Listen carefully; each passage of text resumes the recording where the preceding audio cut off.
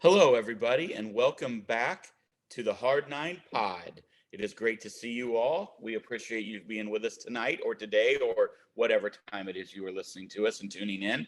Today, as we speak to you, it is December 4th. The winter meetings have begun, and it is only 72 days till pitchers and catchers report. Yeah, winter meetings got they're getting interesting. False reporting has already started, thanks to Mark Feinsand. Shocker. Um, I know I don't want to like hate on him, but he tweeted out for those of you who I'm sure you know already. Maybe if you're seeing this, Sean Murphy's a Cardinal. Who knows? But he tweeted out Sean Murphy will be traded soon. Basically, I'm paraphrasing. Braves viewed as front runners. 30 minutes later, Sean Murphy's still close to being traded. Braves are not the team he's going to. And for It was season weird. eight, four other teams that were front runners, and the Braves were not one of them.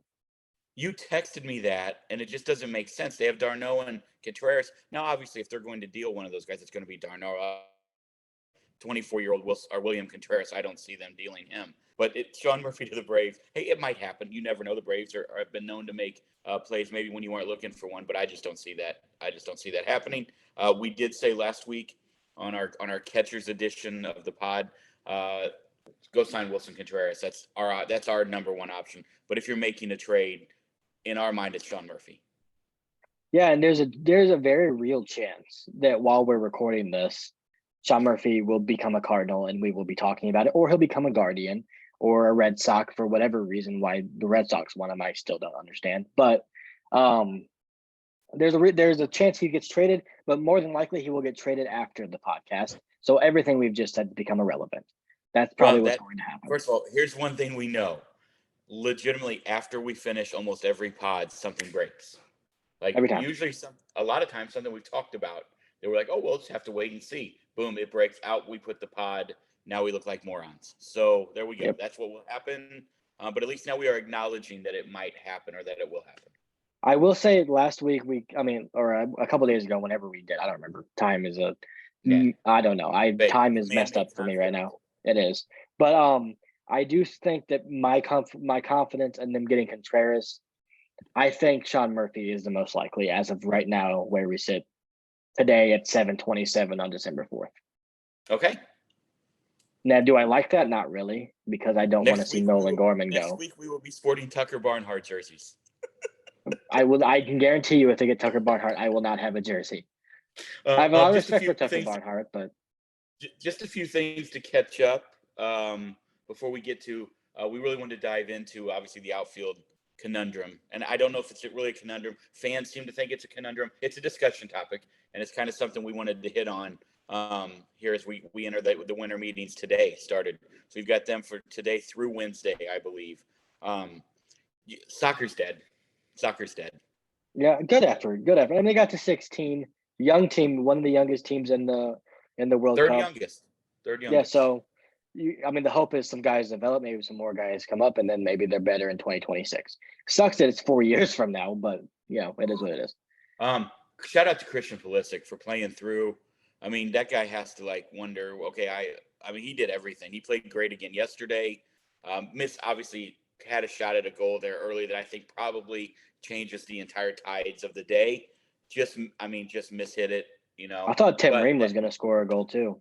Yeah, I think missing Sargent. Also, by the way, I think it's fair for a shout out to Sargent and Ream for. Those are local kids.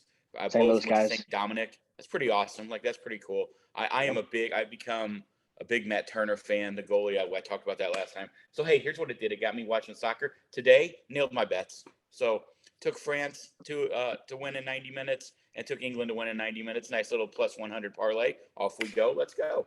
We're not a soccer podcast. We don't know much. But I did hear that Lionel Messi is coming to the MLS potentially on the biggest deal ever given in the MLS, which one, great for Lionel Messi to get paid again because that guy, one of the greatest athletes of all time. But two, great for the MLS if Lionel Messi comes to the MLS. That's going to put them on the map. So I hope that happens. Agreed 100%. Also scored a goal yesterday. The dude's a freak. The Pelicans are a wagon down here, and you're coming down. We went to one game. We're going to another one against the Pacers on the 26th. They beat the Nuggets today. Our boy Jose Alvarado puts up 38. 38. He was trying so. Franchise record for an undrafted player. I love that.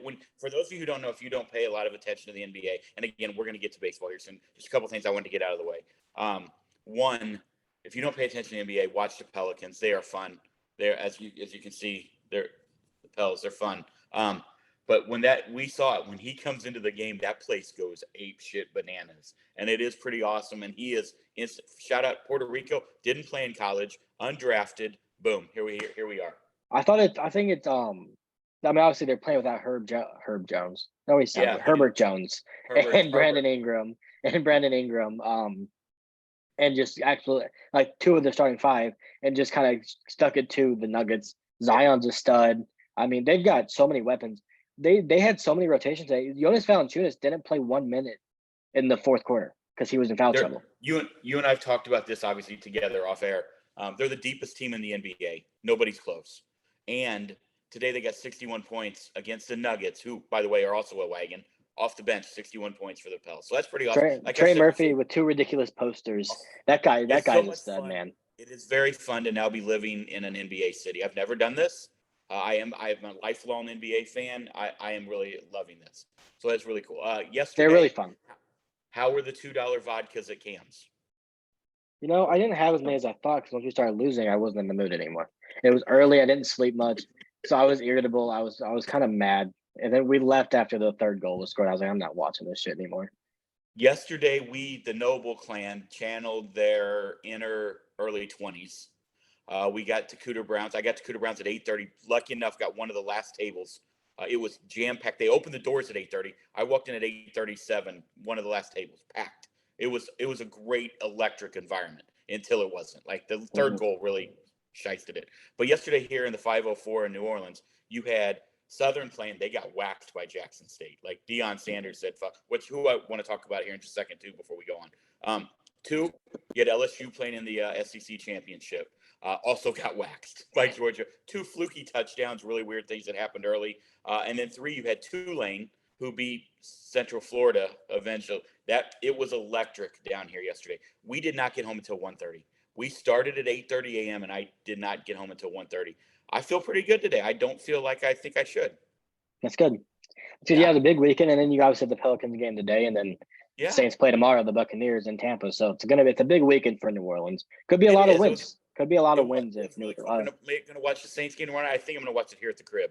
I do not think I'm going out to watch it. Just wanted to say shout out to Deion Sanders. There's a lot of people ripping him right now for unjust reasons, I believe. I hope he puts Colorado back on the map. When I was young, Colorado, Cordell Stewart, and all that group, they were electric. They were so much fun to watch. They were very, very, very, very good for a while. Won a national championship there. Hey, what do you think is going to happen? He goes to Jackson State. He puts them back on the map. Now he wants a chance to win a national title. He's going to bring in NIL deals. You're in Denver. You're our Boulder, right? You're in Colorado. He's going to be able to bring in guys, I think, to fit whatever he wants, and guys from all around the country. It's Deion, right? Who, like we've talked about this before. Why would you not want to go play for Deion? I'm happy for him. I'm happy for the Colorado fans. I'm happy for Jackson State. He's got them back going in the right direction. So yeah, it was good for all parties involved. Pro Deion. I'm pro Deion. But yeah, I mean, good for him. It wasn't surprising to me, but I was hoping I thought he was going to get the Auburn job for a little bit, but I think that's that would be a big kind of surprise. I think. I'm shocked that Florida State didn't hire him, or maybe they tried. I don't know. By the way, this was for one of our listeners and one of my former students, killer guy, Arlon Van Hook, sent me a message. He's like, "So we're going to talk about Deion on the pod?" Thought we had to at least mention it. Obviously, we're not a big college football pod. We tried that for about a month and it didn't work well. I hated it. When Deion, one of my all-time favorite players, I think that's very, very huge to talk about. You look like something big just happened. I think Verlander might have just signed. Oh, okay. Well, we'll give me 1 second. Anyway, Arlon, that's for you, buddy. Hope things are well. I'm pumped for Deion. Also, while you're looking, NCAA Final Four is set. Last night, lots of discussions at the bar about this. I was hoping they would get it right and keep TCU in, but there was obviously that little devil on my shoulder that was saying they're going to definitely put Alabama in after TCU and USC lose. They didn't. They kept TCU in. So that's good. Ohio State versus Georgia. That's going to be a great game. Michigan. Also, TCU, great press conference from the TCU quarterback. Last night after they lost, that was awesome.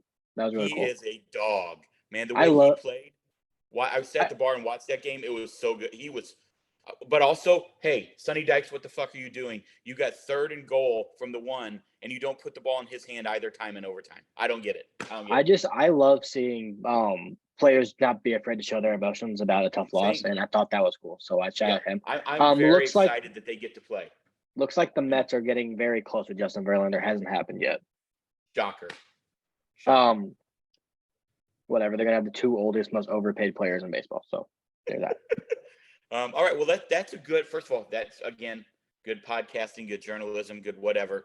Lead into the first baseball story. Pre-winter meetings. Jacob deGrom gets 5 years, $185 million. That's a fucking bag from the Texas Rangers. Who, by the way, you and I did predict. I'm not going to pat myself on the back, but because we got one right. I got the Rizzo one right. So I'm two for two. Well, no, missed some Well, you others. didn't But get Abreu, I don't think. I think we both no, I missed on did. I had Abreu. to go on the Marlins, but 2 there. So got 2 right. But good. First of all, good for deGrom to get the money. He's being paid on what he's done, not on what he's going to do. Everybody needs to realize that. That's the way the baseball market works. That's how it works. That's why the Cardinals don't sign anybody. Correct. 2, Texas going for it. Always happy. Always pumped for that. 3, I don't think that they're going to necessarily be do you think that they are now better than the Mariners or the Astros in that division? No. I don't either. I don't even know if they're better than the Angels. And well, I don't know. Are they? I mean, I don't know. They have 4 players. The Angels have 3 good players. So I don't know. Are they better? Like I think they should bring back Joey Gallo. I'm on that train. That's what they need to do. Bring back Joey, bring him back to Texas, and have him hit 40 bombs again in between Simeon and Seager. That's what I want. Yeah. But yeah, first off, great for deGrom. Good for him. Yes. Got a bag. He already had got a bag before this, but got another one. I was surprised he didn't go back to the Mets. I was really surprised. It sounds like he didn't even tell the Mets he was signing with the Rangers, and they didn't get a final offer in. So Mets fans, reasonably angry. I would be upset as well. But shout out Jake, man. He's one of the best pitchers ever. I will say that now. I think he's the most talented pitcher to ever live. And I hope it works out. I hope he goes there, has 5 healthy years, and I hope the 6-year option is something that they both can agree on and he comes back. That's what I hope. Do I think that's going to happen? No, I don't. I do not believe it's going to work out very well. Yeah. But I hope it does. Good for them. At least they're spending money. They're trying. They're going to get people in the seats every 5th day at least now when deGrom's there. Oh, absolutely. So, until he gets hurt, and then 2 months later, then every 5th day they'll be there again. But I really do. I hope deGrom's healthy, man, because if he has a few healthy, if that contract plays out well, he's going to be in the Hall of Fame. So I hope that's what happens. Here's what I'll say. I don't think the Rangers are done. I feel like they definitely have an owner who's willing to spend money. I don't think they're done. I think they do something else. I don't know what that is. I have no clue. They need to go make some trades, man. That's what they need to do. Stop signing. It's cool and it's flashy to sign free agents. But guess what? Those contracts rarely work out, the big ones. Almost never. So go make some good baseball trades and get some good young players on your team. That's what I want them to do. They should be in on Sean Murphy even almost. I will know Jonah Heim's good. But they should be in on some of these guys. Brian Reynolds, that's the guy they should go try and trade for. We're gonna get to him in a little bit. Here's what I will say. You and I I feel like pretty good at not dropping the ball when something has happened. We really dropped the ball in our last pod. We did not give a massive shout out to Wayno for being on the Team USA. I thought I said something about that. No. Oh, well, shout out Wayno. I mean, I saw that coming. 2 things can be true. 1, very happy for Wayno. It's very cool. 2, hate it. Yep. I love it for him and cool, whatever. And if he uses it as spring training, it's just himself ramping up, then cool. That's fine. Just take it easy, Wayno. Be ready to pitch the whole season. I'm sure he will. He'll be diligent. But it worries me. It worries me, and I love it at the same time. Well, they report to pitchers and catchers report to spring training February 14th. He will be ready. Middle of March when they're playing those, or early March when they're playing those WBC games. Like you said, those are going to be spring training starts for Wayno. Mark DeRosa's not going to throw those guys. He's already said this. He's not going to throw those guys out there to go deep in games. He's got a litany of an arsenal there to use. I'm super pumped for Wayno. I'm super pumped for D-Row and the boys. I'm hoping we can get to go out there. That's right now on my bucket list to try to do this March. We'll just see how that plays out. I would love to go out for that opening round out to Arizona. Maybe we could do. We'll see how this goes the next 2 months for you and I. But maybe we could do a couple live pods from out there. That would be pretty fucking. Get awesome. Nolan Arenado and Goldie on. Yeah, well, and one D-Row. more. I don't know if you have a couple more things, but I have one more thing before we get to outfielders. Yeah, I don't really. That We was got all to I shout had. out the crime dog. Oh, yes, thank you. Fred Thank you. McGriff gets in the Hall of Fame. Great career, should have been in the Hall of Fame already, Finally. but they righted a wrong, and they got Fred McGriff in the Hall of Fame. One of the Yes. best first basemen of all time, top 10. Glad he's in. Now, that being said, while I'm congratulating McGriff, very much deserving, Dale Murphy, Barry Bonds, and Roger Clemens, and Curt Schilling, all four, also need to get in at some point, in my opinion. Yeah. Yeah. Did you see the report? And I did not do my due diligence, but it came from a pretty reliable source about the one writer who said he wasn't going to vote in for Curt Schilling on MLB Network because he thinks he's an ass. Like that can't happen, guys. That can't happen. I'm not Take your arguing. emotions out of You're it. not wrong. You're not wrong. It's not the Right? Hall But of Fame of good people. no, Mahatma Gandhi is that's not it. making But this, that's okay? what So we've put him in. become, it feels like, right? It feels like that's where we're heading. I mean, we have racists. We have people that were for the segregation of the sport. Yes. Didn't like Jackie Robinson. Let's go back and then we have to go back and take people out. Put Pete Rose in the Hall of Fame. Put Barry Bonds in the Hall of Fame. And if you want, tell their story. Tell the entire story if you want. But put them in Also, because they belong there. as we're talking about that, it is also due diligence for us. R.I.P. Gaylord Perry, another Hall of Famer, but also a guy who threw spitballs, is in the Hall of Fame. I watched a thing on him the other night on MLB Network, and I remember him at the end of his career in the '80s. Mariners, old, got his 300th win there. I remember that. Obviously, I had all the baseball cards. I remember Gaylord Perry, but just going through, he was a dog. That guy was a stud. His numbers, and I wish I should have pulled those up, but his numbers overall, unbelievable as a major leaguer. I think two no hitters, one in each league. One of very few guys to do that. So again, we're going to put Gaylord Perry in, which, by the way, I'm on board with. He should be, but he's he admitted to bending the rules, not bending the rules. So what are we doing? You can't tell the story of baseball without Barry Bonds, Roger Clemens, Shoeless Joe Jackson, Pete Rose, Curt Schilling. The list goes on and on. I mean, in my Curt opinion, Schilling's one of the best postseason pitchers to ever live. I the just best. don't know. So where do you what do we do with A-Rod? He doesn't get in. The rules were clear and he broke them and got suspended. Well, yeah. Okay, there you go. That's my line. I have a line I'm going to draw. Okay, now but what that does is that leaves out Pete Rose. Pete Rose is different. It didn't affect on-field performance. I think you can use common sense and use, not to say you're not, but what I'm saying is they should have the ability to do stuff like that.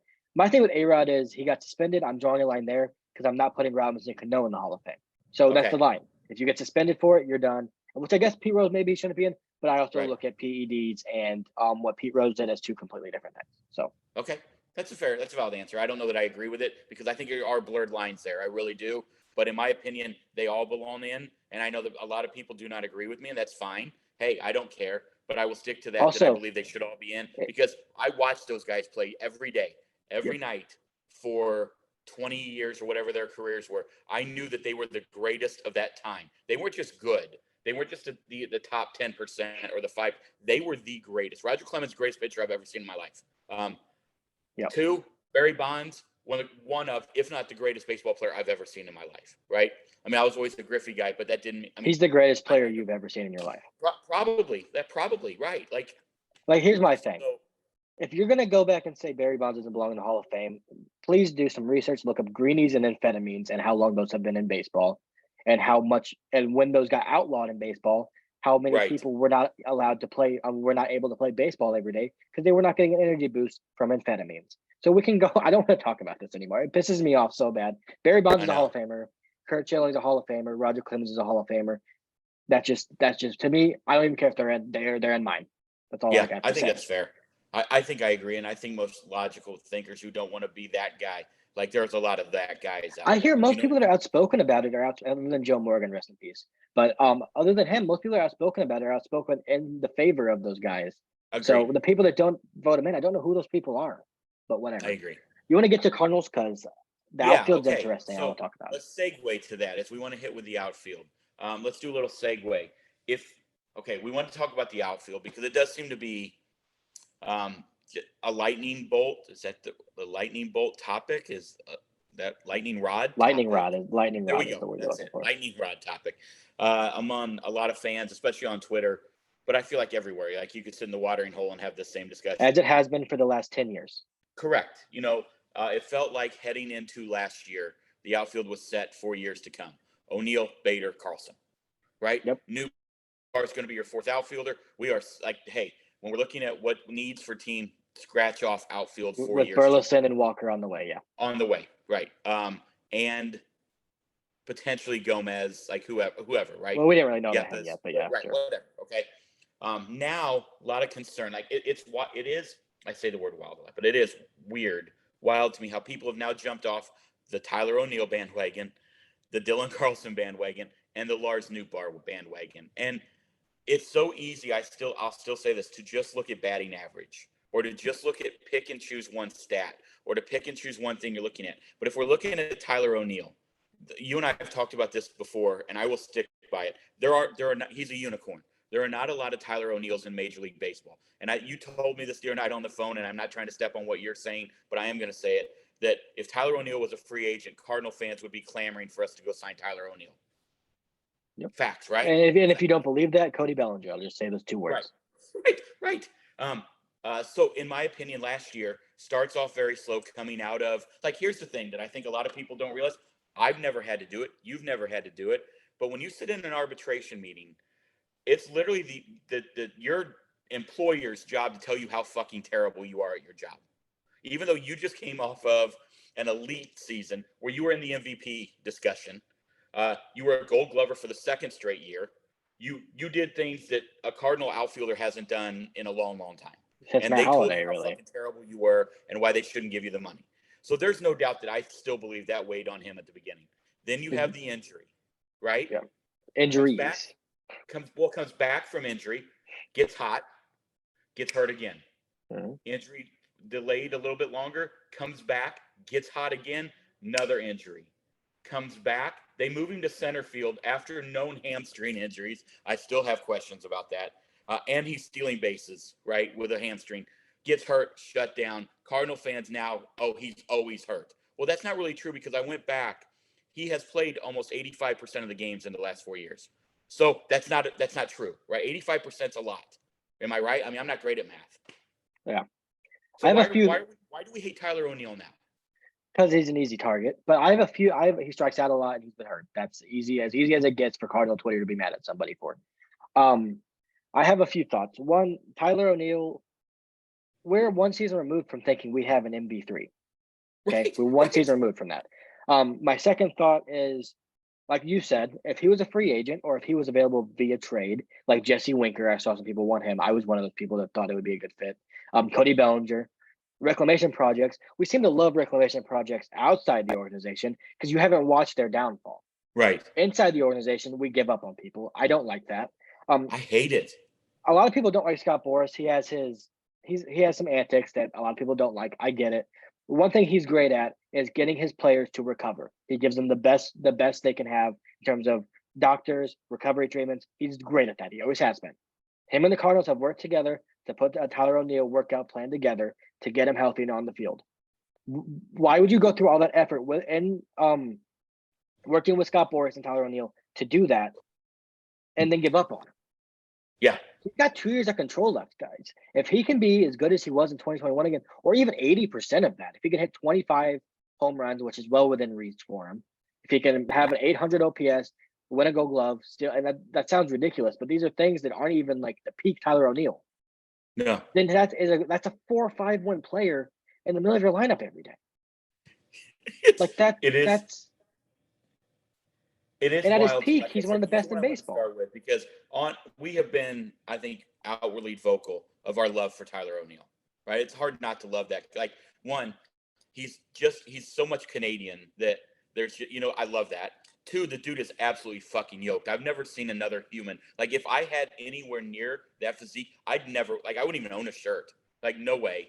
And also, like, he's beloved by his teammates, and he busts his ass. And also, we're talking about a guy who last year, but despite all the injuries, was still a two-win player. That doesn't sound great. But, again, he only played 96 games. The year before, we're talking about a guy who had a 902 OPS and a 148 OPS plus and won the Gold Glove in left field. Who's out there that you're going to – it drives me wild. It really does. And that's me. I'm an older person. I think that's why maybe – no, it's not. But my logic gets in the way. Tyler O'Neill to me, it's not even. I'm not trading him. He's my opening day left fielder. I mean, he's not going to platoon. Seeing people, we can platoon. What are we thinking, folks? What are you thinking? Tyler O'Neill's your opening day left fielder, and he's either hitting fifth or second in my lineup. Let's just leave it there. Yeah, I mean, I think he there's not a player on the Cardinals that could impact the game in as many ways as Tyler O'Neill can. Not one player. Do you agree with that? I do. Who? 34 home runs. I was just looking. 80 RBIs and 15 stolen bases. With that's a year removed, dude. That's Wasn't not that like it was 34 5 home years runs, ago. right? 34. I mean, you give him another chance. Here's what I say. I get the frustration. I do. I got frustrated with him. He needs to be on the field. He just does. The best ability is availability. Agreed. If he's not going to be on the field, he provides zero, 100%. to the team.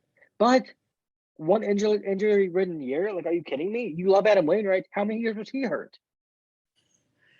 You love Yadier Molina. How many times has he been injured?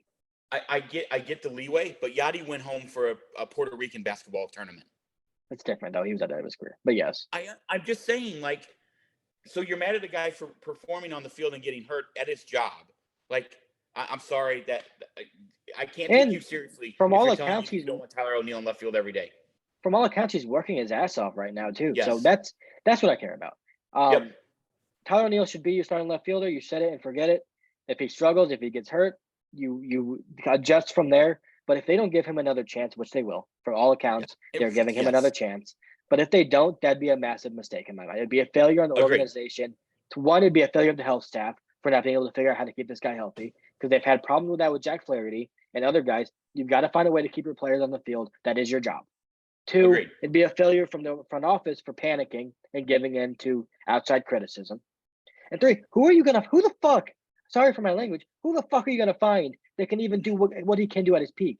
You're talking about reclamation projects. You're talking about Bellinger. Oh, well, what can he be? Well, probably not even as good as Tyler O'Neill. Probably. His ceiling right now is not Tyler O'Neill today. It's not. Right. So stop. Yep. So that brings me to one that's going to get your blood pressure even higher. A 23-year-old Dylan Carlson was our top 24 prospect. now, I believe. Right. Okay. Sorry. 24. My apologies to Dylan. 24. He's coming off a year. Last year, again, also battled injuries. And what we are finding out is that the risk was way worse than anybody you knew. I think even the Cardinals. I think it's worse than the Cardinals even knew.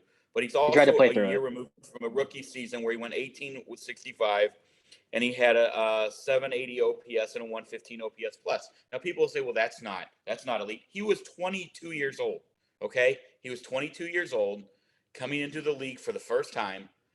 We have seen the fact that he plays an elite center field.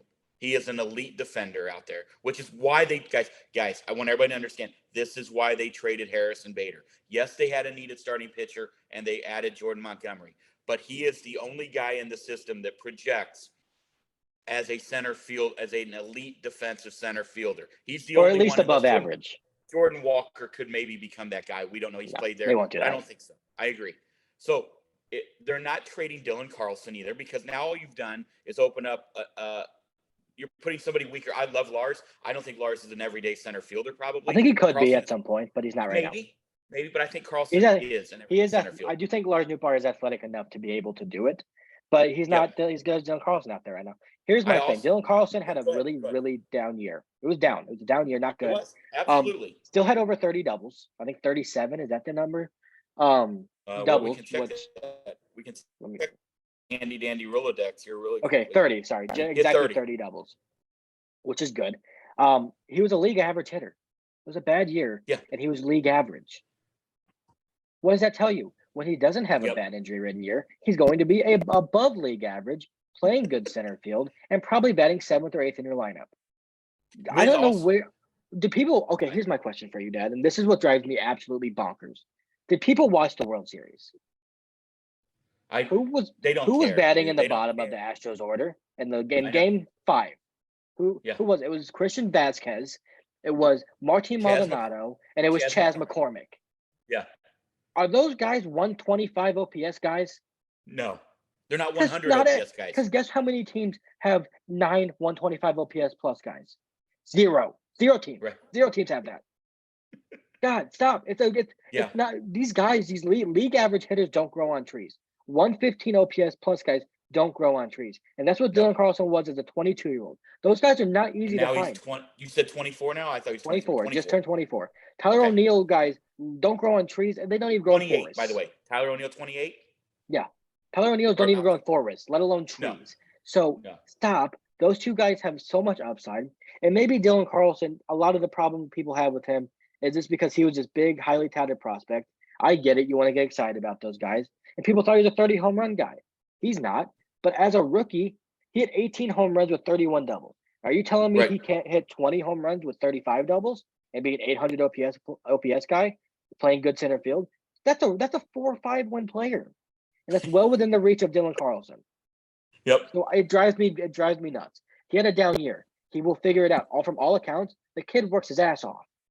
So everyone says. Yep. And he's wise beyond his years. Let him figure it out. If he's bad next year, have another conversation then. But give him another chance. For God's sake, the guy's 24. Right. Okay. So now let's get to two guys before we get to the other Cardinals. Let's get to two guys. We talked about Cody Bellinger. Look, it's intriguing when you hear former MVP. Was he 28? Bellinger 27, 28? 27, I believe. Yeah, that's intriguing to every team in Major League Baseball. I understand that, but let's just say this again reasonably. Lars was Lars top 10 in OPS after the All-Star break last year from August 1st. Might have even been higher than that. He had like an 890. 820. Yeah, 890. And he also had, to be fair, he had a bad September. So you look after that, like he was very good from June 1st on. Started off terribly, we know that, but June, middle of June, whenever it was, he came up. So I understand if you're going to get Cody Bellinger, you and I had this. Where are you going to play him? Like you're not. We just talked about the upside of O'Neill and Carlson, and again, yes, we are looking at upside, and I understand potential will get you fired. Somebody says that, I'm going to lose my mind. Like that's what every team is built on: players' potentials. What do they say? It's the tape that sets your floor, but the character that sets your ceiling. Well, we got two high character guys right there in Tyler O'Neill and Dylan Carlson. So I'm okay with those guys being there every day, no doubt about it. So if Cody Bellinger, again, Pete, you hear that, you think, but if you look at what he's done the last 3 years, it has not been pretty. He's been Paul DeYoung. Right. Could he come here and be great? Yes. But if he isn't, could you imagine the evisceration of fans going after John Mozeliak, including the ones who are screaming for them to go sign him right now? Can I say something about the upside thing you said? Which Bellinger, yes, he has a ton of upside. He has an extremely low floor. You have 3 questions. I don't want to call Lars a question mark because of how good he was last year. But really going into the season, you have 3 guys where you don't know exactly what you're getting. You don't. That's just what it is. I believe in all 3 of them, but I can't sit here and tell you I know exactly what they're going to do because I don't. Adding a 4th one makes no sense. It doesn't make any sense to me. But the upside thing in terms of O'Neill, Carlson, and Nootbaar, I'll put him in there as well.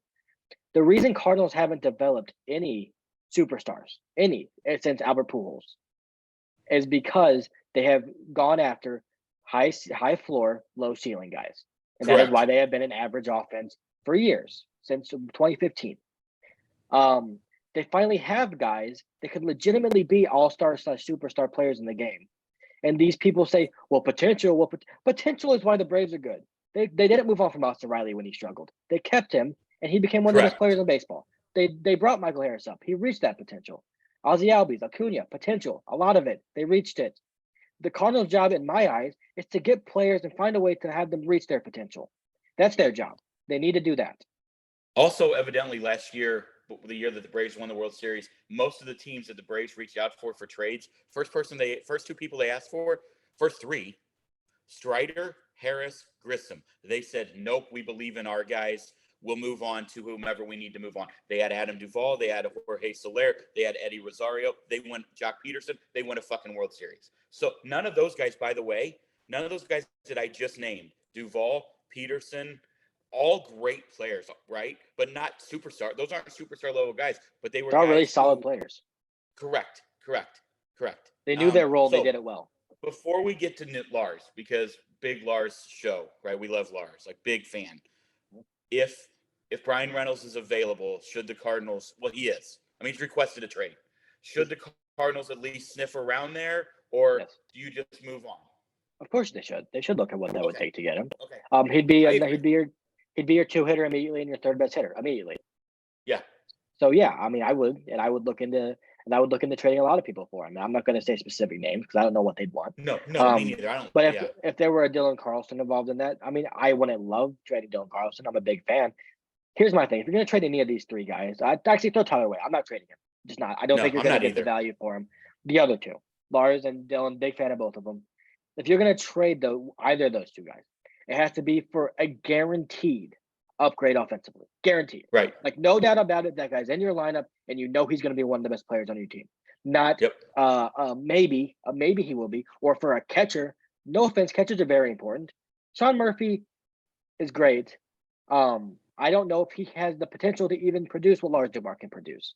I'd be more willing to keep all of my players and go sign Christian Vasquez and have him handle our pitching staff and keep the upside of my other guys than I would be to trade a Lars Nootbaar for a Danny Jansen. Like we said last week, sign Wilson Contreras, a massive offensive upgrade. Quit telling me he's bad defensively because he can't frame. Robo-umps are coming. Fuck off. Like, I don't care that you don't like the way he frames or that somebody put out a rogue story about that how he doesn't necessarily do great with a pitching staff. Have you heard a Cubs pitcher say that?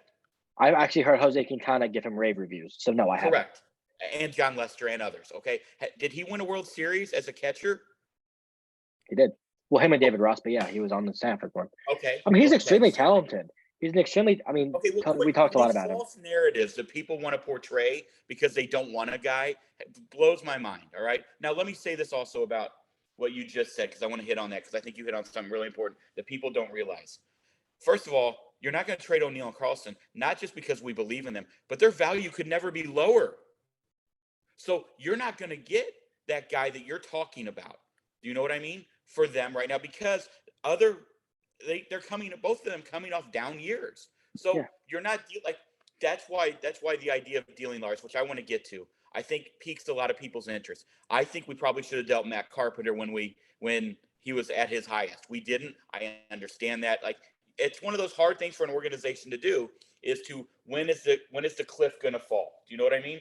And at Lars being 24, I don't think he's falling off of that cliff. So that's why, yes, his value might be high. That does not mean it can't go higher. I don't believe that this was what we saw last year, even though he only hit 220. Stop looking at average, please. Let's look at everything. He was a 2.5 win, almost a 2.2 win guy in 100 games. All right. And 290 at bats. 140 games. You give him 400 at bats, 500 at bats, and he might be another 4-win outfielder. You're potentially looking at that right there. So I'm not one who believes Lars is at his top value. I'm just not. I think he's scratching the surface. I could be wrong. I've been wrong on guys before, but I do believe that he is just scratching his value. I've got multiple things. One, it never makes sense to me to say, well, you should have sold high. Why would you sell high on a guy when they're at a high? Why would you trade? They're a draft and develop. To be fair, a second. Let me finish. Okay, sure. They're a draft and develop organization. They are never going to sell high on a guy that they drafted and developed. Their whole mantra is to develop guys to be good. So when someone they develop is good, why would they trade him? It makes no sense. Like, you can look at hindsight and say, well, this player fell off. Tyler O'Neill should trade him all the time. Why the fuck would they have traded Tyler O'Neill last year? What world do you live in? Because you're a year removed and now he was bad. So now you can look back and say, should have traded him. Why would they have traded their best hitter from the year before? Why? Right. Like, this doesn't make any sense. A unicorn who is a Gold Glover and is under team control, by the way. You know, the teams that sell high are bad teams. Cardinals not a bad team. Cardinals are a good team looking to win. I do think there is a line when you start to reach a certain age that you can almost view, is this guy going to continue to progress? Lars is 24. He's not at that point in his career. So let's relax. I think he's 25. Oh, okay, 25. Man, I am like 1 year off. I must have the he's 25, 1 year older than Dylan. I must have the 2021 calendar on my phone. But either way, I agree. So we're pretty comfortable out there. I think the only way you. Wait, I have one more thing I wanted to say. Yeah, sure. One more thing. One point I want to make on Lars, because I want to kind of hammer this home a little bit. Lars, if Lars was Nolan Gorman, and he did what he did in the second half last year, not one soul would be talking about trading him. Right. The reason they are talking about trading him is because Lars Nootbaar was drafted and was developing in the worst time to be developing in terms of evaluation for prospects. What I mean by that is he didn't play one game in 2020 at all in any one of the minor leagues. When he was in his prime of development at the age of 23, he didn't play because there were no minor league season. So all he was doing was at all sites hitting. So no one knew what he was going to be. So he wasn't ranked a high prospect. Next, and then he went to Driveline. He worked his ass off. And guess what he did in 2021? posted an OPS in AAA over 900. Okay, that's a prospect. 900 OPS at AAA is a prospect, and if he was ranked at the top 5, you'd be like, "Wow, this guy's really hitting well." That's better than Jordan. That's around what Jordan Walker did at AA last year. Was a 900 OPS. Yeah. Then he came into 2021 and came up for us and played very well as a role player. Didn't get a ton of at bats, but was really good with a lot of upside when he did. 2022 got shuffled around, was on the shuttle from Memphis up and down. Struggled when he came up. They gave a ton of at bats to Corey Dickerson, and he didn't play a lot, so he went down. Had over 800 OPS in AAA again, and then came up.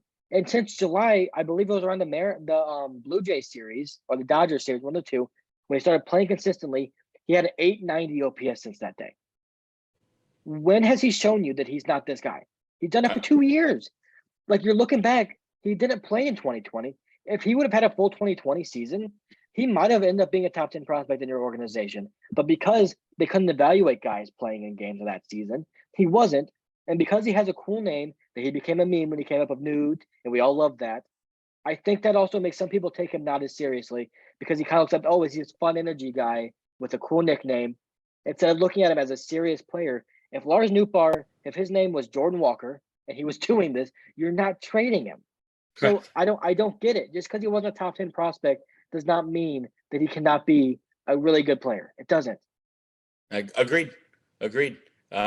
Last year they went out and they spent $5 million on Corey Dickerson, and outside of 4 weeks or 10 games or whatever it was, you really didn't need to do that. Like, let's be honest, you didn't need to do that. I don't see them signing an outfielder. I just don't. I think the only way they and early on, my thing is, hey, if you can trade for Mike Trout, obviously, like that's a game changer, right? That's a different argument, but it's probably not going to happen. It's not but happening. Outside that, like, you're not signing Aaron Judge. There's no reason to sign Cody Bellinger. There's no reason to give Brandon Nimmo $23 to $25 million. Those things they're not logical. Like, quit living in fantasy baseball. Let's get to the logic. Also, you've got an outfield there, and then you got 2 other young guys. I mean, you could say 3 with Gomez. I didn't include Gomez on my list because I don't think they view him as major league ready yet. I could be wrong, but you've got also Burleson and Walker sitting there as 2 other guys, right? I mean, obviously Walker is viewed as, hey, hopefully the next guy. He's viewed very much similarly to Oscar Taveras was viewed when he was a prospect. Correct. And last year in the independent league, I mean, we're talking about a guy in Burleson who had a 905 OPS. 20 home Burleson, runs, don't sleep on Alex Burleson, RBIs, man. 230 total bases last year in the independent league. This isn't this guy is viewed very highly in the Cardinals organization. And look how quickly he progressed. Yes. That guy was a quick rise from him. Alec Burleson is a really, really good baseball player. Now, I don't know if he's going to be a good major leaguer. No one does. He could be. He could also be traded, and I wouldn't be angry if that happened, and probably give him an opportunity to go thrive somewhere. But as right now, the roster we have today, you have a lot of options in the outfield that I like way more than Cody Bellinger. Cody Bellinger is intrigued. I'm not going to say I don't understand the intrigue. I get it. Agreed. So do I. That's what 2019 Bellinger. If you could get that guy back, that would be perfect for your team. Yes, agreed. Perfect for every team. The odds of that happening, I don't know. The Dodgers gave up on him. So why should I have any faith he could be that guy again? I don't. The Dodgers can fix anybody. Right. Look at what they did for Chris Taylor and Justin Turner and all these guys that they've gotten that have become way better since they got them. So I just think they have a good outfield right now. The 3 that they have right now, that I want to see what they can become. And guess what? If one of those guys struggles, whether it's DC, Newt, Tyler O'Neill, guess who's coming? Jordan Walker. So it's almost like the best case scenario is where you don't know where to play Jordan Walker. And the middle scenario, which I think is a little bit more likely, is one of them struggles, tails off, or gets injured. And then Jordan Walker just comes right in. Right. So I think, and I'll be honest, I think those 3 deserve a chance. I think those 3, but I also think Burley is your 4th outfielder as of right now. Like, I think Burleson is your 4th outfielder going into the season. I do think they're going to make some trades, and it wouldn't surprise me if Burleson is involved in one of them. But as the roster is constructed right now, yeah, I'd agree. Yeah, okay. So I just don't see a massive move out there in the outfield unless it is a massive move that none of us see coming. Unless it's Brian Reynolds. Let's be honest. Right. Brian Reynolds is the guy, and he's a really, really good player. We don't know. Like, Teoscar Hernandez name happened on one day and it was dealt 3 days later. Like, that's not true. So, I said it days before on this podcast. He was going to get traded. Days. That's what I said. 3 or 4 days. Like you said it. and then next thing we know, he's traded. I wasn't like I putting broke on it. you. I broke the news. I saw it. Relax. I saw it on my third eye. Yeah, so I think looking at the outfield, I also just think people think that you have to have 9 superstars to win. That is not a thing in baseball. It's just not. It's No. not a thing. And I'm talking about in your everyday lineup. It's not a thing. We're gonna get to pitchers next week. I think we'll get to the rotation next week. I'd like to do that, but I do just need. There's 2 things I need to say right now because they eat at me. I stay awake.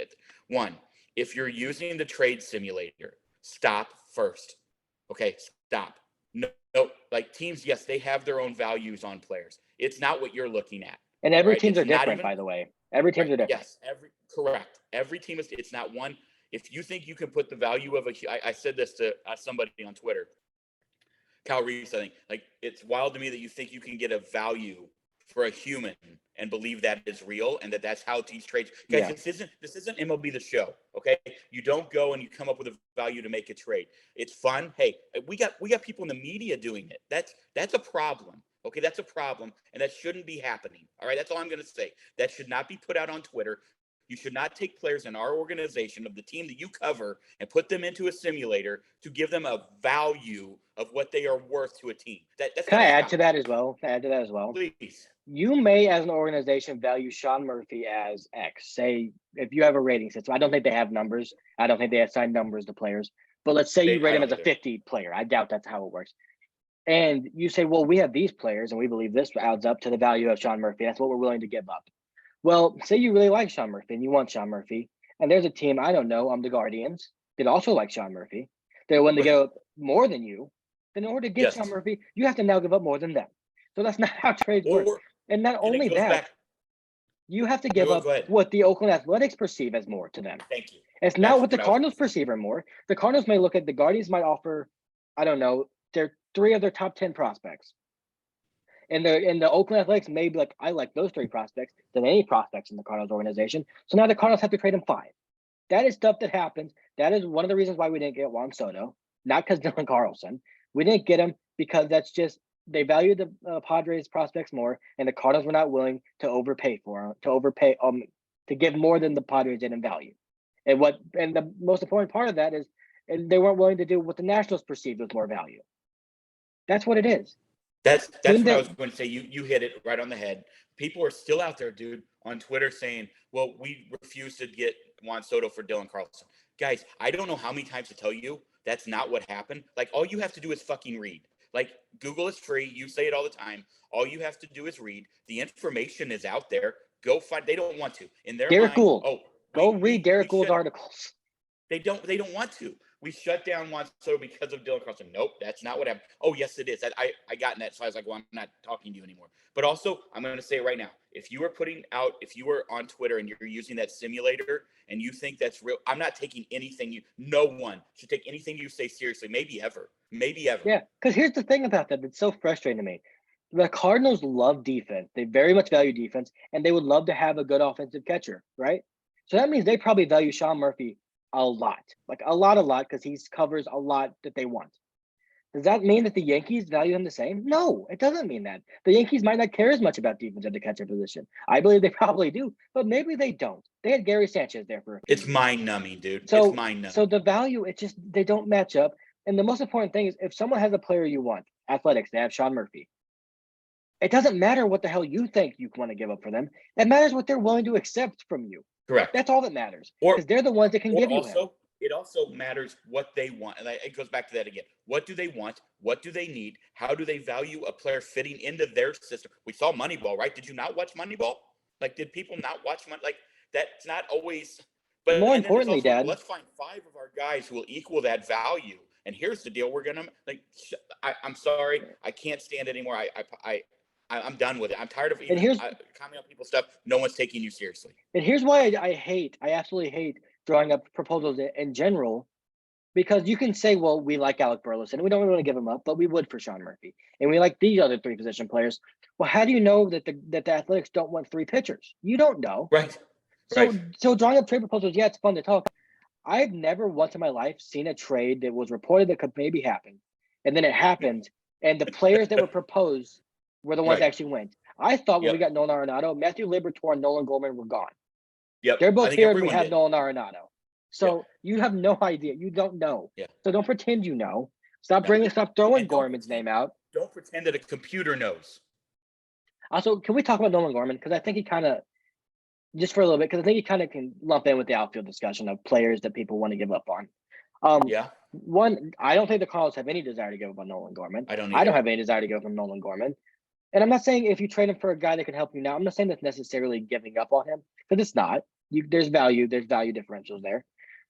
I think Nolan Gorman is exactly what the Cardinals would like, which is a left-handed power hitter that's 23 years old, by the way. We keep bringing up ages.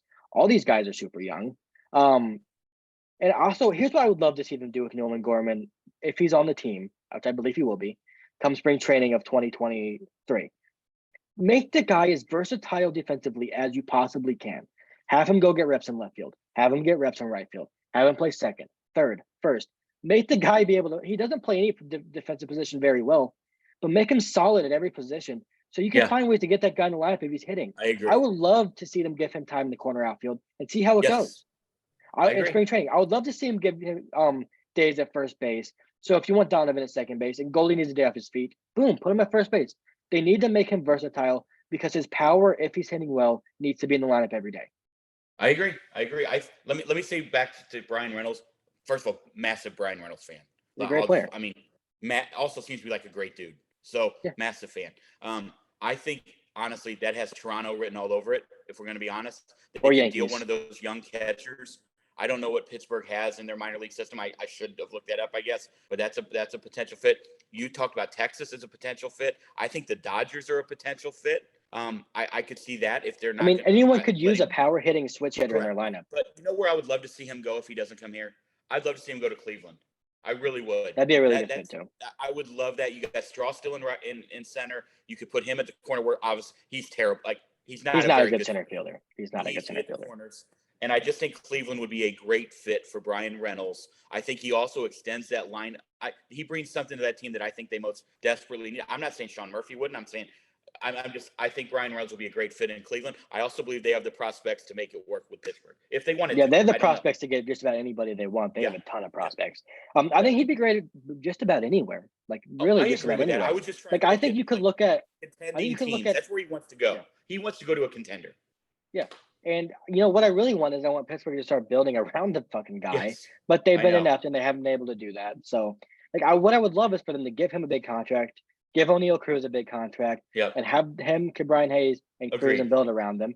But it doesn't look like that's what he wants to do, and I don't blame him because there's no end in sight for this madness that is Pittsburgh. So, agreed. I don't know. I hope he gets traded. I think if you're Pittsburgh, you don't want a disgruntled superstar.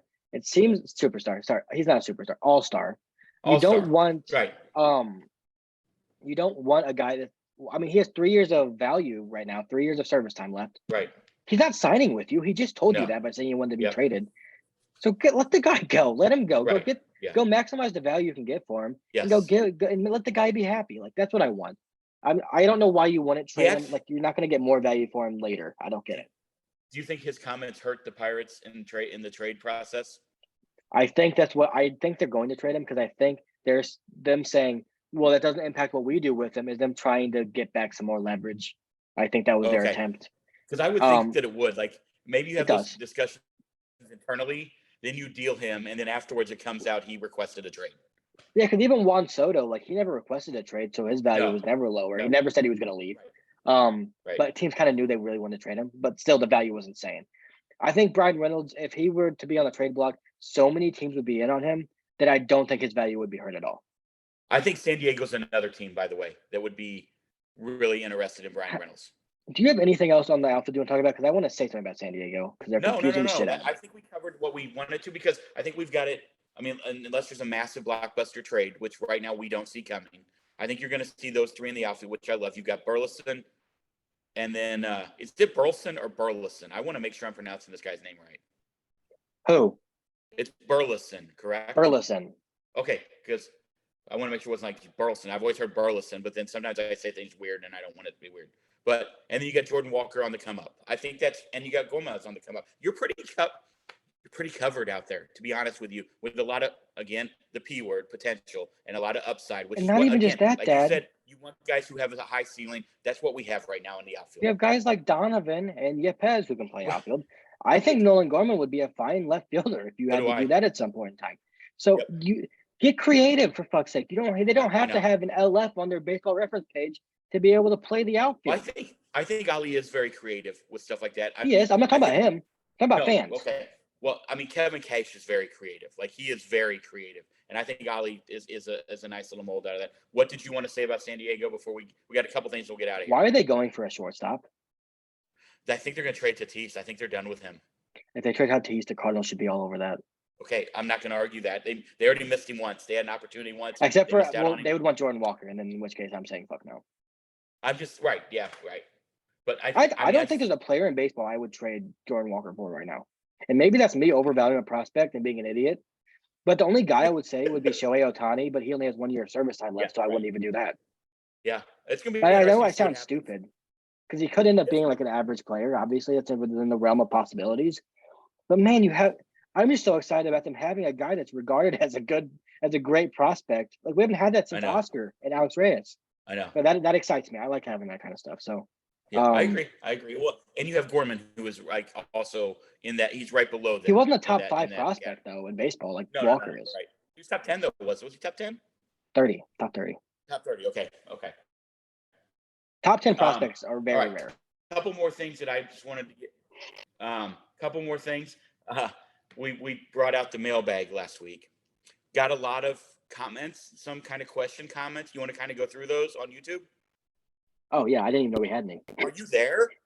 Jesus Christ. Oh, first off, guess what I had for dinner tonight? Wait, did you hear me? Why'd you ask if I was here? Well, because I said something and you just stared through my soul. Oh, maybe it froze. I didn't. I said something. Okay. Do you want to go through those here in a minute? Yeah. Okay. I had my first ever banh mi sandwich, and it has changed my life. I don't know what that means. Okay. So without insulting either sandwich or culture, picture a Korean. No, I'm sorry. Now I just did that. Picture a Vietnamese. picture a Vietnamese po' boy. All right. Picture a Vietnamese po' boy. That's what it is. Okay. So here's what I had on the po' boy bread. Right. You're a fucking idiot. Fried chicken breast with a aioli, like a mustard or mayonnaise aioli. I know what aioli is. Okay, some cilantro, some carrots, some cucumbers, some kimchi, and oh my god, I won't even try to pronounce the name, but it was so fucking good, dude. And then I ate so much food today. Like tonight, we did not eat much yesterday, and we were out all day, and I didn't eat much all day. So we DoorDash tonight. It was so good. I got that, and I got these Korean wings from this place. Shout out to Banh Mi Brothers, by the way. They deserve a shout out. That place is fire down here. I will be eating banh mi sandwiches regularly. I would suggest if you have a Vietnamese restaurant, we have one right here, like where I'm sitting right now. There's one called Mint. That's next. That's next on my. The one. Okay. Oh, I'm telling you, if you have a Vietnamese restaurant in Champaign, which I guarantee you do, you need to go get a banh mi sandwich. It will change your life. Okay, I will. Yeah. Or when you're down here, we'll get one. Oh gosh, I'm still laughing at the fact that you said you didn't want to insult cultures and then said the wrong culture. I did. I mean, what else are we expecting? Okay, so you want to go through this a little bit. One that I thought was really funny. This was a few Wait, we didn't really episodes get into the ago. Padres. Why do you think they're trading Well, Tatis? until you were done. Why are they trading Tatis? I don't know. Tatis. I think they're done with him, maybe, but I don't. What goes on over there with Preller? We have no idea, right? He's a superstar that has all-time low value because he's been an idiot for a year. Okay, here would be my suggestion. This is my thought, and I can be wrong, and you can tell me I'm an idiot. I think if they could deal Tatis, they're looking at signing Soto long term. So you deal Tatis, you bring in you bring in prospects that maybe aren't a pain in the ass for the organization. I'm not saying he is. I just am reading. Oh, he between is. The lines. He has been at least. Right. Okay. Well, I don't want to say that's fair to say. One day I'd like to meet Fernando Tatis Jr. I'm a big fan. I'm a big fan, but he did steroids and was getting in motorcycle accidents. Well, he didn't do steroids. He took something for an infection that he No, that's bullshit. It was a topical steroid that he took. He did steroids. I understand. I'm trying to keep it, Yeah, he had ringworm. We weren't there. He had What? ringworm and took one of the strongest Yeah, right. He steroids had in the ringworm. world for it. So I mean, He's like yeah, the get liver rid of the king. worm somehow. But either way, that's my guess. It's just a guess that they want to sign Soto long term. If you could deal Okay. Tatis, it Second, makes it sec- way more financially feasible. That's all I'm thinking. second question. Juan Soto has been pretty committed to going to free agency. Why would you trade Tatis when you don't know if you're going to be able to get Soto back? Well, maybe again, we're not there. I don't know if there's internal discussions with Soto and I his don't think camp. they're gonna. I don't don't think know. they're I gonna just trade. don't know. And I also don't know that it'll happen. Do you know what I mean? Like I don't. I'm just confused. Like what? I don't know. Like Or do you I. believe? Hold on. Do you believe they might want to move him to the outfield? They've done that before. I mean, that would be my guess. I don't think they're trading Okay. Tatis. So there you go. So there it is. That could Maybe be it. eventually that happens, but I don't That could think be right now. Like if he goes out there and puts up 40 and 100 again next year, and then you're like, we really want to get Soto, and we think this was a better for our organization, so we'll trade Tatis at a good value. But right now, Right. there's a lot of questions around the league for Tatis. It's not a good time to try and get rid of that guy if they want to. And honestly, I exactly don't what I was think they going to want say. to. I Yeah. don't think they want to. Again, I really don't. it goes back to we talked about it with O'Neill and Carlson. Tatis's value is not where it was a year ago today. No, and not where I think it will be in a year. Agreed. So, Agreed. I think he's. I Got love a lot Tatis. I'm a big Tatis fan. I think he's the type of guy who will come out and prove it next year. Like I really. I'm a big Tatis fan, but I just want to get his shit together because Yeah, I have a agreed. jersey right over here. I have a Tatis jersey right over here. I root for that guy. I want him to get his shit together. I hope he has. It sure as hell isn't on your wall. No, I'm not hanging him up. I'm worried the paint's gonna get on it. I have problems. What'd you do with what'd you do with the Wong jersey? Are you getting it framed? I don't have it. I didn't give it to you? Hmm. Yes, I did. No, it's still there. Oh, okay. I know for a fact right. I never got it. So. Uh-oh. But yeah. Also Colton Wong, Seattle Mariner. Yes. Oh yeah, there. See, look at that. It was meant to be. Good for him. Good for him. Yeah. Screw the Milwaukee Brewers. You're better, Colton, anyway. Go to Seattle. He's going to be in a fun lineup. They needed a second baseman. I think that's a big upgrade for them over Adam Frazier. No offense to Adam Frazier. But I think he's going to provide some veteran leadership. He's with a fun group. He provides some energy. They'll love him. I'm hoping he goes there and has a lot of, but he's going to look great in a Mariners uniform. You know that. Aesthetically pleasing. He always looks cool as fuck. He really does. He has some great swag, and their jerseys are great. Does that tell you then they're not in on a Correa, a Turner, or a Swanson? That J.P. Crawford's their guy. I mean, they love him, and I would say, I don't know. You know what? No, I don't think they're going to get one, but no, I wouldn't say that affects it because what they did was they got rid of Abraham Toro, who, a lot of potential, but not very good for them at all. Yeah. Very below league average. Jesse Winker, who a lot of reports coming out about him that he was a little bit of a headache. I don't know. I don't know the situation well enough. No. But they got rid of two guys that I think they're ready to move on from and got a player that they can use out of it. So, no, I wouldn't say it does that. I think they just kind of reshuffled some guys around. And really good move for them. I also think it's a pretty good move for the Brewers because you're buying low on Jesse Winker. Cardinal killer, Jesse Winker. Yeah, and Jesse Winker in Milwaukee, I mean, there's a world where he hits 35 home runs in that stadium, right? He's 100%. So I think it's a good move for both sides. Yeah. Sucks for Colton. I don't like seeing him keep shuffling around. But, yeah. I mean, he's going to be out there in a contender. Really fun team. Looks like a great clubhouse, seems to me. Scott Service is a great manager, so I'm happy for him. I think that's a good fit for him. Yeah, I agree with you. I agree. And that's on me. I actually had that listed on my notes today, and I completely missed it. So that's on me. Well, we got there a couple things. So that's better. For those of you, once again, thank you. Thank you for listening. Thank you for watching. Thank you for being a viewer. Thank you for being a fan and supporting us.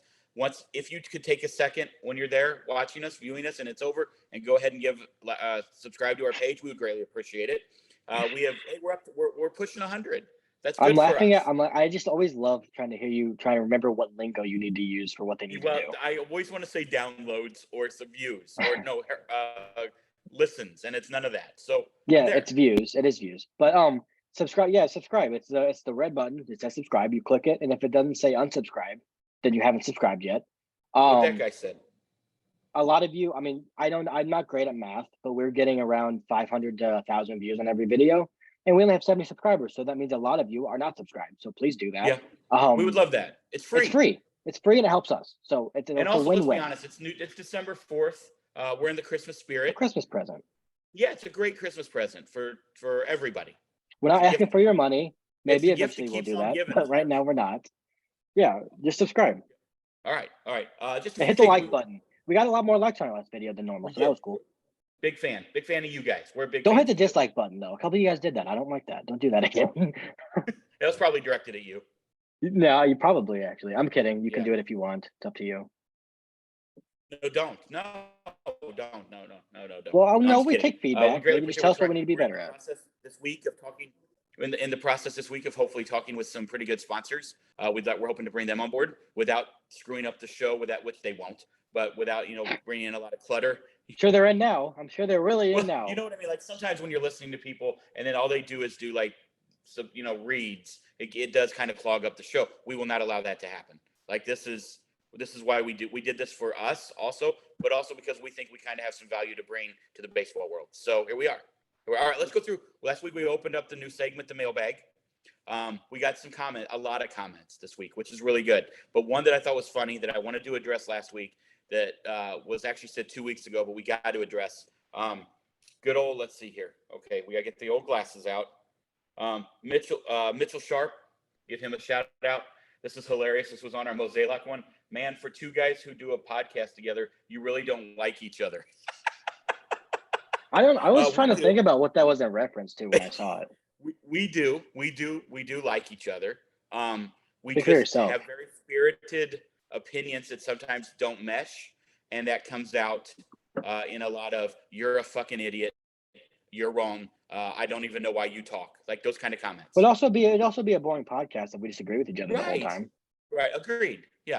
Then it could just be me because everyone wants. Funny, Mitchell, that was no funny. one wants to look at your face anyway. Whoa. Okay. I don't dislike. Like to hit the dislike button right now. That's what I would like to do. All right. Okay. We got a few more here. All right. Okay. Here we go. Sorry. It is kind of hard sometimes for me to navigate because you have the entire thing set up on your end, and I don't know why I don't. I feel like you're taking screenshots and being more prepared from everything. I should have really done all of this work. But Mitchell, that was good. I like that. That was a good done. See, CJ, I'm not gonna try. Oh, CJ is awesome. I was gonna say it's awesome, May. Okay, just read the comment. My God, CJ is awesome. I get it now. Need to focus on a catcher, perhaps Christian Vasquez. Murphy and Contreras will be expensive, and Danny Jansen and Kirk could be targets too. I think we ticked that, and I think we hit on that last week. I think we agree with all of those points. I think Vasquez is a great option if the prices get uncomfortable for Mosaic. But my thing is, if you really want a catcher that's your number one target, stop letting everything get uncomfortable for you and go get your guy. That's my opinion. Yeah. So whoever their guy is, I hope they get. That. I don't really care who. Well, I do care who it is. I'm opinionated, but I will say whoever their guy is, I hope they go get him. Go get your guy, whatever one it is. If it's Murphy, go get him. If it's Contreras, go get him. But whoever your guy is, don't finish second again. Go get him. Right. Agreed. CJ also said, what if it was Jake Walsh? I'm not familiar with Jake Walsh too much. I should be, I guess. Okay. Reliever, came up last year, got hurt. Really good in spring training. He's a good relieving prospect. He will be in the bullpen next year if he's healthy, I believe. He said, what if it was Walsh and another small prospect for Danny Jansen? I think you would be more tempted. I think that's probably true. I would agree. Yeah, but I don't think the Blue Jays would be nearly as tempted. That's what I was going to say. That's I mean, something like that, obviously. I mean, they do like relievers, so I guess. But I don't. Jake Walsh coming off an injury, I don't know how much value he has to other teams. All right. John Eric Sewerman. Shout out to John Eric. Thank you. JES. Close to Jesus. It is coming up on Christmas. You get it. I don't like where you're going with this. Let's move. Okay, Let's get to the question. I say sign Contreras for all the talk of his defense. He backstopped the World Series championship team. You and I have talked about that. He is spot on there. Just saying, additionally, keep all prospects the team has already developed and just give up a second round pick, which would be that's the compensation pick he's talking about right there. And who could turn out to be nothing but Jake Plummer. Whoa, like Plummer. Nick Plummer. To be like Plummer. Jake Plummer was the quarterback for the Cardinals. To be like Plummer, Perez, etc. I think those are very valid points. Those are things that we kind of hit on, but we are in agreement with Jesus there. John Eric Sewerman from the U.S. Boom. Nailed it. Okay. I do believe Contreras is a great option. Obviously, we talked about that a lot. Yeah, I don't really have anything to add. I mean, he'd be great. No. I'm all in on Wilson Contreras. And I also think if you still like Ivan Herrera, and they have a couple more, Leonardo Bernal, Jimmy Crooks, some guys on the way. You love this Bernal. You just found this motherfucker last night down in Rapid. He's 18 from Panama. You love this guy. I'm not I saying was you're wrong. Oh my god, I was watching video of him. He has like I was talking to Kyle Reese about him. He said he brought this up, and I cannot see it now. He has a John Jay-ish swing, which he does with a shit ton of power. He had a home run at like a 113 out, switch hitting catcher, 18 18. years old. And Kyle told me that he thinks that Ivan Herrera was incredibly advanced at 18 from Panama. And he thinks Bernal is more advanced right now than Yes. Herrera was. So yeah, I like him. I just found him and he's really good. But I'm just Also, saying to those be are three fair, prospects on the way. Let me finish my point real quick because I didn't yeah, really yeah, tie yeah, it yeah. together. If Contreras ends up at the age of 34, 35, however long you sign him for, not being able to catch as much as you like, well, if you like Herrera and you like these two prospects, Crooks and Bernal, which most people have ranked in their top 20 right now, Jimmy Crooks, right? Jimmy Crooks, right? Two younger catchers. They're just new to the organization. If you like those guys, well, then those guys can catch more than Contreras, and he can be more of a DH / catch sometimes type guy. But right now, Contreras would be a huge boost for the upcoming season. And with Goldie getting older, Nolan getting older, I think that's what they need to focus on. Yep. And also, like you said, with Bernal and Crooks, put up first years in professional ball last year, put up massive numbers. Both at Palm Beach. Yep. I would like to go to Peoria. Hopefully, one of those two or both of those two were there. And see and watch those two because we went their this year stats and are very neither were impressive. Well, no, they're in Palm Beach, but they'll move up. Yeah. Okay, just a couple more. We'll get out of here. Eric Ledford says Cardinals will not sign Contreras. If they do anything at all, I believe they will make a trade for Danny Jansen. I think a lot of folks feel that way. I don't necessarily believe Jansen's on their top trade target. I feel that has to be one of those things where Contreras ends up signing for more money than years that they thought, and Murphy ends up getting traded out from underneath them, and then they explore the Toronto, or they go to the Christian Vasquez, or they kind of go down that line. I'm not saying you're wrong. Like, I'm not saying that won't happen. I'm simply saying that's kind of where I believe that they lay. Do you agree with that? I think right now their top two targets are Sean Murphy and Wilson Contreras, and both of those two things have to fall through before they get to Danny Jansen. And I even would say that I think Christian Vasquez might be higher on their list than Danny Jansen. Okay, really? That's what I think. I think they really like Vasquez, and there's a lot of ties there, and they should. He's a really good player. So, shout out first of all Mitch Sharp, who by the way said the very funny comment. There was also a Mitch Sharp. I assume it's the same guy. I could be wrong, but this was very good, and this has nothing to do with baseball. But he said, "Dude, is that a Michael Hauser shirt or inside a Steely shirt that I was wearing last week?" It was. Great catch. I talked to him a little bit on YouTube. Big Widespread Panic fan. That was a good catch by him. That was what shirt I was wearing last week, so that was a good one. All right, and then my favorite comment of the week: soccer is a child's game. Just saying. Shout out to Derek Perry. You are probably spot on. I don't even know what to do. I will say this: we were in the bar last night, one of our favorite bars down here, Brothers 3. Shout out to them. Great peeps. Shout out to Ian, the bartender. He's from London. All right, he's a bloke from London. Very excited about the game today. He told me, because I asked him, I said, "Can you fucking explain why we are like so bad and Europe is so good?" He said, "Because over here all the big guys play football, basketball, and baseball, so you're left with all the short guys, and we just get out bullied." Which, by the way, the Netherlands bullied the fuck out of us yesterday. That was the most rational, logical explanation of why we aren't not good, why we aren't as good at soccer as anybody has given me. So shout out to Ian from England. yeah, I mean, imagine what would happen if LeBron James showed that use his athleticism to play soccer. Right. Like I never looked at it that way. That made a lot of sense to me. But as Danny says, it is a kid's game, I think. Yeah, well, I also think it's getting bigger, which is cool. But here's the thing that I don't get angry about them losing the World Cup ever. Here's what makes me like it's our fifth sport in America, right? Soccer. We still we still tied England. It's their number one sport. Right. Like that's how good we are at sports, and we take it for granted. But basketball will cream everybody. Sorry, England, that's not your first sport, but you have no chance against us. Baseball, Dominican's really good, but that's also their number one sport. Hockey, no chance. Speaking of which, I saw hockey. Well, Russia's really good. I saw the Dominican team. It's without Tatis, which sucks because it's suspended. But I saw the Dominican team for the WBC. That team might be a problem. They are really, really good. Really, really good. But I think the US that's gonna be fun. Oh, I know, but I'm saying to beat the US is always kind of top. That Dominican team is freaking loaded with talent. I'm excited for it.